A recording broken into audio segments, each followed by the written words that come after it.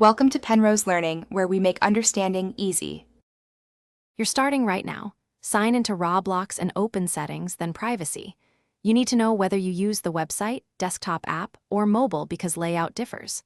Once there, focus on the two fields about who can join you and who can send invites. Make sure you have the private server invite link or the creator's username sitting ready. That prevents back and forth. Change no other settings yet. We'll adjust specific permissions next so the invite can get through. Now change the join and invite fields. Set who can join me to friends or everyone depending on risk. Friends if you want control, everyone if you need open access. Next, allow who can invite to private servers. Choose friends or friends of friends if the inviter isn't on your list.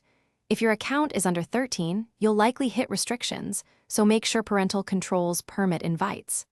Once done, save changes and refresh the page. Finish by locating and accepting the invite.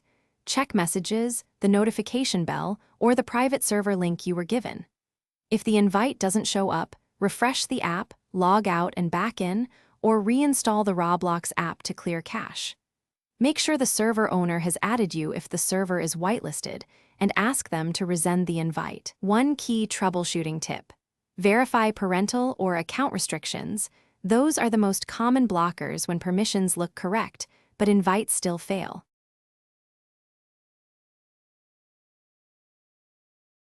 Thanks for watching. If this was helpful, leave a like and consider subscribing. See you next time.